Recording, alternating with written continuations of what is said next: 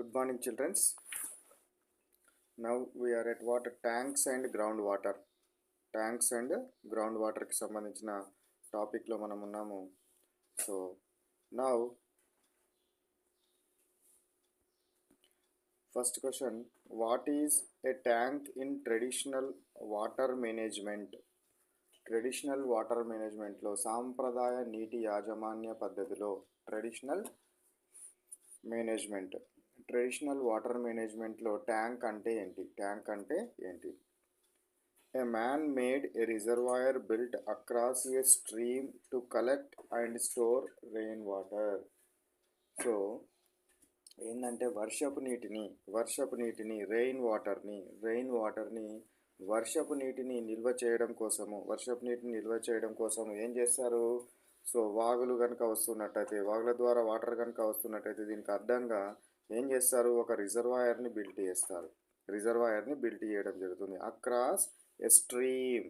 So ఈ ప్రవాహానికి అడ్డంగా ఒక రిజర్వాయర్ని, ఒక ఆనకట్టను కనుక కట్టినట్టయితే దాన్ని ఏమనడం జరుగుతుందంటే ట్యాంక్ అంటాము. సో అంటే వర్షపు నీటిని నిల్వ చేయడానికి ఒక వాగు లేదా ప్రవాహానికి అడ్డంగా మానవుడు నిర్మించిన జలాశయాన్ని, మ్యాన్ మేడ్ రిజర్వాయర్, దాన్ని ఏమంటారు? ట్యాంక్ అనడం జరుగుతుంది. ట్యాంక్ అంటే ఏంటిది? మనకు చెరువును ట్యాంక్ అని అనడం జరుగుతుంది. Okay, next question, second question, who traditionally contributed labor and expense to build village tanks?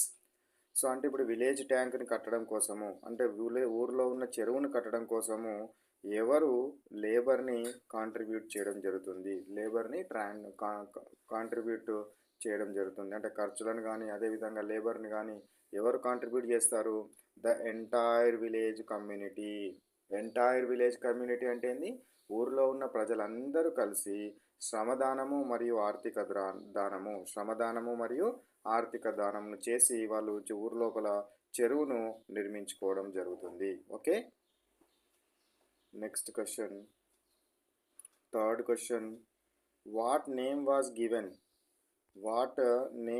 Given to the person regulating tank water use? So ఈ ట్యాంక్ వాటర్ యూజ్ని అంటే చెరువులో ఉన్న నీటి పంపిణీని మరియు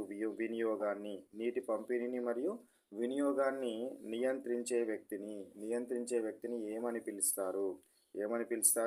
నీరటి అని పిలుస్తారు. నీరు కట్టే మనిషి అని అర్థం. నీరటి అంటే నీరు కట్టే మనిషి. ఇతను ఊరిలో ఉన్న పొలాలన్నింటికి నీరు సరిగ్గా అందేలా చూసేవాడు అతన్ని ఏమంటారు? నీరటి అంటారు. అనే విషయాన్ని గుర్తుంచుకోండి. Next question,